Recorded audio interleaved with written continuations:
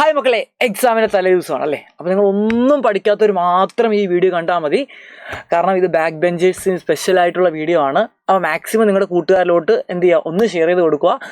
Okay, ഇനി എന്തെങ്കിലും പഠിച്ചവരൊക്കെ ഒന്ന് റിവൈസ് ചെയ്യാനാണെങ്കിൽ വേണമെങ്കിൽ എന്ത് ചെയ്യുക, ഇതൊന്ന് കണ്ടു നോക്കുക. അപ്പോൾ ഡബിൾ പാസ് കിട്ടാനുള്ള ക്വസ്റ്റ്യൻ മാത്രമേ ഡിസ്കസ് ചെയ്യുന്നുള്ളൂ. ഇതിൻ്റെ ഡീറ്റെയിൽഡ് ആയിട്ടുള്ള സൊല്യൂഷൻസ് നമ്മുടെ ഇന്നത്തെ സൂപ്പർ 6 നമ്മൾ ഡീൽ ചെയ്യുന്നതായിരിക്കും. നമുക്ക് എന്തൊക്കെയാണ് ഓരോ ചാപ്റ്ററിൽ ഇമ്പോർട്ടൻ്റ് ആയിട്ട് പഠിക്കേണ്ടതെന്ന് നമുക്ക് എന്ത് ചെയ്യാം, വളരെ ക്വിക്കായിട്ട് എന്ത് ചെയ്യാം, ഒന്ന് നോക്കിയിട്ട് വരാം. ശ്രദ്ധിക്കുക, ഇമ്പോർട്ടൻ്റ് ആയിട്ടുള്ള കാര്യമാണ്, വെരി ഇമ്പോർട്ടൻ്റ് ആയിട്ടുള്ള കാര്യമാണ്. ഡബിൾ പാസ് മാത്രമേ കിട്ടത്തുള്ളൂ, അതിനപ്പുറം പ്രതീക്ഷിക്കൊന്നും വേണ്ട. എങ്കിൽ നമുക്ക് നോക്കാം. ആദ്യം നമ്മുടെ ഫസ്റ്റ് ചാപ്റ്ററായ ക്വാണ്ടൈസേഷൻ എന്താണ്, നിങ്ങൾ എന്തായാലും എന്ത് ചെയ്യണം, നോക്കിയിട്ട് വേണം. അതിൻ്റെ ഇക്വേഷൻ പഠിക്കണം. ചിലപ്പോൾ അതിൻ്റെ പ്രോബ്ലം ചോദിക്കും. അപ്പോൾ നിങ്ങൾ ഇക്വേഷൻ മാത്രമെങ്കിലും എന്ത് ചെയ്യുക, ഒന്ന് എഴുതി വെച്ചാൽ 1 മാർക്ക് കിട്ടുന്നതായിരിക്കും. ദെൻ കൂളംസ് ലോ നമുക്ക് എല്ലാവർക്കും അറിയാവുന്നതാണ്. ആ കൂളംസ് ലോയുടെ ഇക്വേഷൻ നിങ്ങൾ എന്ത് ചെയ്യണം, പഠിച്ചു വെക്കണം. F is equal to Q1 Q2 1/4πε0 1/4πε0 Q1 Q2 divide by എന്താണ്, R². ഈ ഒരു ഇക്വേഷൻ നിങ്ങൾ എന്ത് ചെയ്യണം, പഠിച്ചിട്ട് വേണം. അതേപോലെ തന്നെ എഫ് മീഡിയം എന്ന് പറയുന്നത് F air divide by εr എന്നുള്ള ഇക്വേഷൻ നിങ്ങൾ അറിയണം. ഇത് വെച്ച് പ്രോബ്ലം ചോദിച്ച് നിങ്ങൾക്ക് സിമ്പിളായിട്ട് എന്ത് ചെയ്യാൻ പറ്റും, എഴുതാനായിട്ട് സാധിക്കുന്നതാണ്. ഇനി നമുക്ക് അടുത്തോട്ട് പോവുകയാണെങ്കിൽ പ്രോപ്പർട്ടീസ് ഓഫ് ഇലക്ട്രിക് ഫീൽഡ് ലൈൻസിൻ്റെ ഒരു 3 പ്രോപ്പർട്ടി എങ്കിലും നിങ്ങൾ മസ്റ്റായിട്ട് പഠിച്ചിട്ട് വേണം. അതിനകത്ത് ഇത് ഇമ്പോർട്ടൻ്റ് ആയിട്ട് പഠിക്കണം. അതേപോലെ തന്നെ ഈ പ്രോപ്പർട്ടി ഇമ്പോർട്ടൻ്റ് ആയിട്ട് പഠിക്കണം. കാരണം ഈ പ്രോപ്പർട്ടി മാത്രമായിട്ട് എക്സാമിന് 1 മാർക്കിന് ചോദിക്കാറുണ്ട്. അപ്പോൾ ഈ പ്രോപ്പർട്ടീസ് എല്ലാം പഠിച്ചിട്ട് പോവാം. പിന്നെ ഇലക്ട്രിക് ഡൈപോൾ എന്താണെന്ന്, ഡൈപോൾ മൊമെൻറ്റ് ഇക്വേഷനും നിങ്ങൾ എന്ത് ചെയ്യണം, അറിഞ്ഞിരിക്കണം. ദെൻ അതേപോലെ തന്നെ ഈ ഒരു ഡെറിവേഷൻ നമ്മുടെ എക്സാമിൽ ചോദിക്കാൻ സാധ്യതയുള്ളതാണ്. ഇക്വറ്റോറിയൽ ലൈനിലെ ഇലക്ട്രിക് ഫീൽഡ് ഡെൻസിറ്റി കണ്ടുപിടിക്കാനുള്ള ഒരു കുഞ്ഞു ഡെറിവേഷൻ.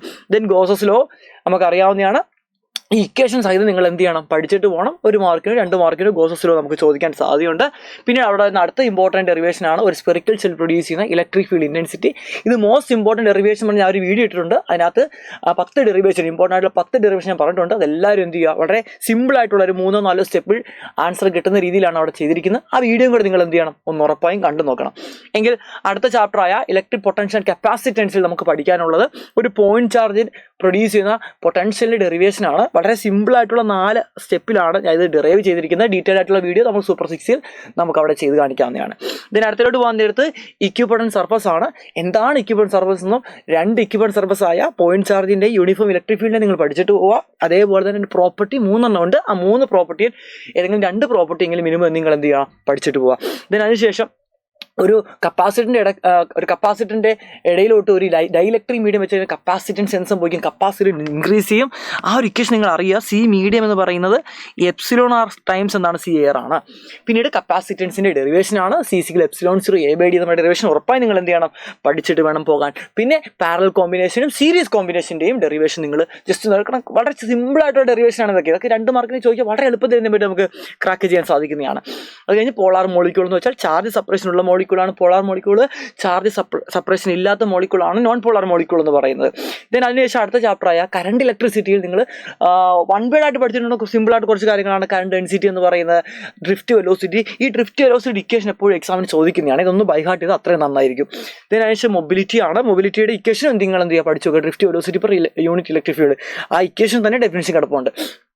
ദെൻ ഓംസ് ലോ ആണ്. ഓംസ് ലോ നമുക്കറിയാം, V is proportional to I ആണ്. V is equal to I × R ആണ്. At constant temperature. അതിൻ്റെ ഗ്രാഫ് VI ഗ്രാഫാണ് വരച്ചിരിക്കുന്നത്. അതിൻ്റെ സ്ലോപ്പ് എന്ന് പറയുന്നത് റെസിസ്റ്റൻസ് ആയിരിക്കും. ഇതിന് അതിനുശേഷം ഈ ഒരു ഗ്രാഫ് ഉണ്ട്, ഈ 3 ഗ്രാഫ് ഉണ്ട് അവിടെ. ഇത് ഒരു മെറ്റീരിയൽ ടെമ്പറേച്ചറുമായിട്ട് ബന്ധപ്പെട്ട് കിടക്കുന്ന ഗ്രാഫാണ്. അതായത് ഫസ്റ്റ് കിടക്കുന്ന മെറ്റലിൻ്റെ റെസിസ്റ്റിവിറ്റി വേഴ്സസ് ടെമ്പറേച്ചർ ആണ്. ടെമ്പറേച്ചർ കൂടുമ്പോൾ റെസിസ്റ്റിവിറ്റി കൂടും മെറ്റലിന്.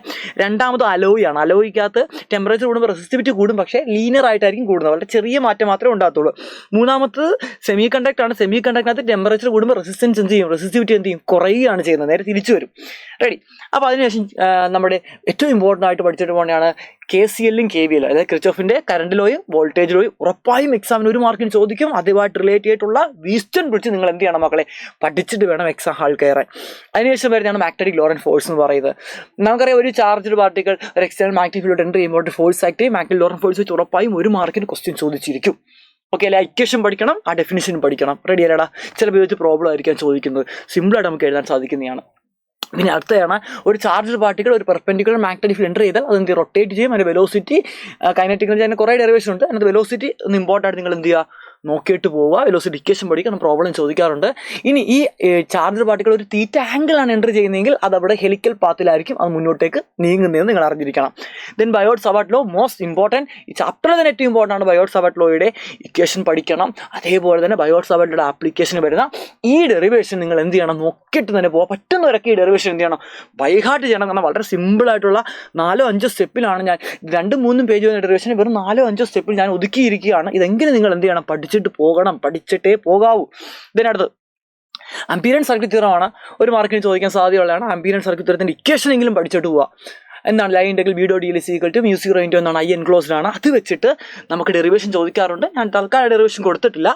നേച്ചർ ഓഫ് ഫോഴ്സ് എന്ന് പറയുന്നത് 2 സ്ട്രെയിറ്റ് കണ്ടക്ടറിനെ ഒരേ ഡയറക്ഷനിൽ കറണ്ട് പോവുകയാണെങ്കിൽ അത് അട്രാക്ട് ചെയ്യും, ഓപ്പോസിറ്റ് ഡയറക്ഷൻ ആണെങ്കിൽ എന്ത് ചെയ്യും, അത് റിപ്പൽ ചെയ്യും. ഒന്ന് അറിഞ്ഞിരിക്കാം, നന്നായിരിക്കും, ഒരു മാർക്കിന് ചിലപ്പോൾ ചോദിക്കാം. പിന്നെ ഗാൽവനോമീറ്റർ, അമ്മീറ്റർ ആക്കുന്നത്, വോൾട്ടിമീറ്റർ ആക്കുന്നതും പഠിക്കുക. അവിടെ നമുക്ക് ഷണ്ട് റെസിസ്റ്റൻസ് കണ്ടുപിടിക്കുക ഇക്വേഷനും, അതേപോലെ തന്നെ ഈ സീരീസ് ആയിട്ട് കണക്ട് ചെയ്യുമ്പോഴുള്ള ആ റെസിസ്റ്റൻസ് കണ്ടുപിടിക്കുക ഇക്വേഷനുകൾ എന്ത് ചെയ്യണം, അറിഞ്ഞിട്ട് വേണം പോകാൻ. ഇതിനടുത്തത് നമ്മുടെ മാഗ്നറ്റിക്സ് ആൻഡ് മാറ്റർ ആണ്. മാഗ്നറ്റിക്സ് ആൻഡ് മാറ്ററിനകത്ത് ഈ ഒരു ഗോസസ് ലോ ഇൻ മാഗ്നറ്റിക്സും ആയിരിക്കാൻ ചോദിക്കാൻ സാധ്യതയുള്ളൂ, അത് നിങ്ങൾ പഠിക്കുക. പിന്നെ അതേപോലെ തന്നെ മാഗ്നറ്റിക് മെറ്റീരിയലിൻ്റെ പ്രോപ്പർട്ടി പറ്റുന്നവർ നോക്കിയിട്ട് പോകണം. ഒരു 1-2-3 പ്രോപ്പർട്ടി എങ്കിലും എന്ത് നോക്കിയിട്ട് പോകും. സൂപ്പർ 6 ഇമ്പോർട്ടൻ്റ് ആയിട്ടുള്ള കാര്യങ്ങൾ ഞാൻ എന്ത് ചെയ്യാം, അവിടെ ഡിസ്കസ് ചെയ്യാം കേട്ടോ. ഇതിനടുത്തത് ഇലക്ട്രോ മാഗ്നറ്റിക് ഇൻഡക്ഷൻ, അത് ഫാരഡേ ലോ ഓഫ് ഇലക്ട്രോ മാഗ്നറ്റേഷനും ലെൻസസ് ലോ നിങ്ങൾ പഠിച്ചിട്ട് പോവുക. സെൽഫ് ഇൻഡക്റ്റൻസ് എന്താണെന്ന് അറിയുക. സെൽഫ് ഇൻഡക്റ്റൻസിൻ്റെ ഡെറിവേഷനും പറ്റുവാണ് നിങ്ങൾ എന്ത് ചെയ്യുക, ഒന്ന് നോക്കിയിട്ട് പോവുക. പിന്നെ AC ജനറേറ്റർ ആണ്, അതിൻ്റെ വർക്കിംഗ് പ്രിൻസിപ്പിൾ, ഇലക്ട്രോ മാഗ്നറ്റേഷൻ ആണ്, അതിൻ്റെ കൺസ്ട്രക്ഷൻ, അതിൻ്റെ ഡയഗ്രാം, അതിൻ്റെ ഡെറിവേഷൻ, ഇത്രയും കാര്യങ്ങളെങ്കിലും നിങ്ങൾ എന്ത് ചെയ്യുക, മിനിമം പഠിച്ചിട്ട് വേണം എക്സാം ഹാളിൽ കയറാനായിട്ട്. ഉറപ്പായി ഇത് ചോദിക്കാനൊക്കെ സാധ്യതയുള്ള ക്വസ്റ്റ്യൻ ആണ് കേട്ടോ. പിന്നെ നമ്മുടെ AC-ലോട്ട് വരുമ്പോഴത്തേക്കും ഇൻഡക്ടറിനകത്ത് അപ്ലൈ ചെയ്യുന്ന എന്താണ് വോൾട്ടേജ് കൊടുക്കുമ്പോൾ അവിടെ ഉണ്ടാകുന്ന കറണ്ടിൻ്റെ എക്സ്പ്രഷൻ ചോദിക്കാൻ സാധ്യതയുണ്ട്. പറ്റുന്നവരുണ്ടെങ്കിൽ ആ കപ്പാസിറ്ററും കൂടെ പഠിച്ചിട്ട് പോവുക. LCR സർക്യൂട്ടിൻ്റെ ഫേസർ ഡയഗ്രം സൊല്യൂഷനും പറ്റുന്നവരുണ്ടെങ്കിൽ എന്ത് ചെയ്യുക, ഒന്ന് നോക്കിയിട്ട് പോവുക. ഇത് ഞാൻ ഈ പറയുന്ന ഇമ്പോർട്ടൻറ്റ് കാര്യങ്ങൾ പഠിച്ചതിന് ശേഷം സമയമുള്ളവരെന്ത് ചെയ്യുക, അതും കൂടെ ഒന്ന് നോക്കിയിട്ടേ പോകാവുള്ളൂ. ട്രാൻസ്ഫോമറിനകത്ത് വരുമ്പോൾ ട്രാൻസ്ഫോമറിൻ്റെ വർക്കിംഗ് പ്രിൻസിപ്പിൾ ചോദിക്കും. ട്രാൻസ്ഫോമറിൻ്റെ ഈ റേഷ്യോ ഉണ്ട്, ഈ ഒരു ഇക്വേഷൻ കണ്ടോ, ഈ ഒരു ഇക്വേഷൻ വെച്ച് ചിലപ്പോൾ പ്രോബ്ലം ചോദിക്കാൻ സാധ്യതയുണ്ട്. പിന്നെ എപ്പോഴും എക്സാം ചോദിക്കുന്ന ട്രാൻസ്ഫോമർ ലോസ് ആണ്. ഏതെങ്കിലും 1-2-3 ലോസ് നിങ്ങൾ പഠിച്ചിട്ട് പോവുക. Copper loss, flux leakage, eddy current loss, hysteresis loss, ഇഷ്ടമുള്ള പഠിച്ചിട്ട് പോവുക. പിന്നെ റെസൊണൻസ് ആണ്. റെസൊണൻസ് വെച്ചാൽ ഒരു LCR സർക്യൂട്ടിനകത്ത് കറണ്ട് മാക്സിമം പോകുന്ന കണ്ടീഷനാണ് റെസൊണൻസ് എന്ന് പറഞ്ഞാൽ XL=XC ആണ്. അതിൻ്റെ റെസൊണൻസ് ഫ്രീക്വൻസി നിങ്ങൾ എന്ത് ചെയ്യുക, ഒന്ന് നോക്കിയിട്ട് പോവുക. മക്കളെ അടുത്ത ചാപ്റ്ററിലോട്ട് പോവുകയാണെങ്കിൽ ഇലക്ട്രോ മാഗ്നറ്റിക് വേവ്സ് ആണ്. ഇലക്ട്രോ മാഗ്നറ്റിക് വേവ്സിനകത്ത് ഡിസ്പ്ലേസ്മെന്റ് കറണ്ട് എന്താണെന്നും അതിൻ്റെ ഇക്വേഷൻ നിങ്ങൾ മസ്റ്റ് ആയിട്ട് എന്ത് ചെയ്യണം, നോക്കിയിട്ട് പോവുക. പിന്നെ പ്രോപ്പർട്ടീസ് ഓഫ് ഇലക്ട്രോ മാഗ്നറ്റിക് വേവ്സിൻ്റെ പ്രോപ്പർട്ടീസ് കുറച്ച് 1-2 പ്രോപ്പർട്ടീസ് നോക്കിയിട്ട് പോവുക. അതേപോലെ തന്നെ ആ ചാപ്റ്ററിനകത്ത് ഏറ്റവും ഇമ്പോർട്ടൻ്റ് ആയിട്ട് വരുന്ന ഇലക്ട്രോ മാഗ്നറ്റിക് സ്പെക്ട്രം, ആ ഇലക്ട്രോ മാഗ്നറ്റിക് സ്പെക്ട്രത്തിനകത്ത് റേഡിയോ വേവ്, മൈക്രോവേവ്, ഇതിൻ്റെയൊക്കെ എന്ത് ചെയ്യുക, യൂസുകൾ നിങ്ങൾ ഉറപ്പായി നോക്കിയിട്ട് വേണം പോകാൻ. പറ്റുന്നവരുണ്ടെങ്കിൽ അതിൻ്റെ പ്രൊഡക്ഷനും കൂടെ എന്ത് ചെയ്യുക, ഒന്ന് പഠിച്ചു വെച്ച് വെരി വെരി ഇമ്പോർട്ടൻ്റ് ആണ്. പിന്നെ അടുത്ത നമ്മൾ നോക്കാനായിട്ട് പോകുന്ന റിഫ്രാക്റ്റീവ് ഇൻഡെക്സ് ആണ്. നമ്മുടെ റേ ഒപ്റ്റിക്സിലോട്ട് നമ്മൾ എത്തിയിരിക്കുകയാണ്. റിഫ്രാക്റ്റീവ് ഇൻഡെക്സിൻ്റെ ഇക്വേഷൻ പഠിക്കുക. ഇത് വെച്ച് ഒരു 1-2 മാർക്കിൻ്റെ പ്രോബ്ലം ഒക്കെ ചോദിക്കാൻ വളരെ എന്തുണ്ട് സാധ്യത കാണുന്നുണ്ട് ഞാൻ. പിന്നെ ടോട്ടൽ ഇന്നർ റിഫ്ലക്ഷൻ എന്താണെന്ന് ഉറപ്പായും പഠിച്ചു വെക്കണം. ഉറപ്പായും ഒരു ക്വസ്റ്റ്യൻ അവിടെ നിന്ന് ചോദിച്ചിരിക്കും. ടോട്ടൽ റിഫ്ലക്ഷൻ്റെ കണ്ടീഷൻ നിങ്ങൾ എന്ത് ചെയ്യുക, പഠിച്ചു വെക്കുക. പിന്നെ ആ ക്രിട്ടിക്കൽ ആംഗിളായിട്ടുള്ള റിലേഷൻ നിങ്ങൾ എന്ത് ചെയ്യുക, ഒന്ന് അറിഞ്ഞു വെച്ചാൽ നന്നായിരിക്കും. അതിനുശേഷം ഒപ്റ്റിക്കൽ ഫൈബർ ആണ് ഇതിനകത്ത് വരുന്ന ആപ്ലിക്കേഷൻ വരുന്നത്. ഒപ്റ്റിക്കൽ ഫൈബറിനകത്ത് കോറുണ്ട്, ക്ലാഡിംഗ് ഉണ്ട്. കോറിൻ്റെ റിഫ്രാക്റ്റീവ്സ് കൂടുതലാണ്, ക്ലാഡിങ്ങിൻ്റെ റിഫ്രാക്റ്റീവ്സ് കുറവാണ്. നമ്മുടെ ടോട്ടൽ ഇന്നർ റിഫ്ലക്ഷൻ്റെ ആപ്ലിക്കേഷന് വരുന്നതാണ് ഒപ്റ്റിക്കൽ ഫൈബർ എന്ന് പറയുന്നത്. ഈ കാര്യങ്ങൾ നിങ്ങൾ എല്ലാവരും എന്ത് ചെയ്യണം, ഒന്ന് പഠിച്ചു വെച്ചാൽ നന്നായിരിക്കും. പിന്നെ ആ ചാപ്റ്ററിനകത്ത് ഇമ്പോർട്ടൻ്റ് ആയിട്ട് പഠിക്കേണ്ട 2 ഡെറിവേഷനകത്ത് ഒരു ഡെറിവേഷനാണ് ലെൻസ് മേക്കേഴ്സ് ഫോർമുല, അടുത്ത ഡെറിവേഷനാണ് പ്രിസോ എന്ന് പറയുന്നത്. പിന്നെ അവിടെ നിങ്ങൾ പറ്റുന്നവരുണ്ടെങ്കിൽ ഈ 2 ഡയഗ്രാം പഠിച്ചിട്ട് പോകുക. ഏതെങ്കിലും ഒരെണ്ണം എക്സാമിന് ചോദിക്കും. ഒന്നെങ്കിൽ സിമ്പിൾ മൈക്രോസ്കോപ്പാണ്, അല്ലെങ്കിൽ ടെലസ്കോപ്പാണ്. എനിക്ക് സാധ്യത കൂടുതൽ കാണുന്നത് ടെലസ്കോപ്പ് ചോദിക്കാനാണ്. എല്ലാവരും എന്ത് ചെയ്യണം, ഒന്ന് പഠിച്ചിട്ട് വേണം എക്സാം ഹാളിലോട്ട് കയറാൻ. പിന്നെ നമ്മുടെ വേ ഒപ്റ്റിക്സിലൂടെ ലാസ്റ്റ് ചാപ്റ്റർ വേ ഒപ്റ്റിക്സിലൂടെ എത്തിയിരിക്കുകയാണ്. വേ ഒപ്റ്റിക്സിനകത്ത് നിങ്ങൾ അറിഞ്ഞിരിക്കേണ്ട ഒരു സംഗതിയാണ് വേവ് ഫ്രണ്ട്. ഇത്രയും കാര്യങ്ങളൊന്നും പഠിക്കേണ്ട. ആദ്യത്തെ ഒരു സെൻറ്റൻസ് മാത്രം നിങ്ങൾ പഠിച്ചാൽ മതി, വേറൊന്നും പഠിക്കേണ്ട. It is a collection of all point medium which are same phase of vibration. പിന്നെ ഇവിടെ നമുക്ക് ഉറപ്പായും ഇത് അറിയണം. അറിയാതെ പോകാൻ പാടില്ല. ഒരു മാർക്കിന് ചോദിക്കും മിനിമം.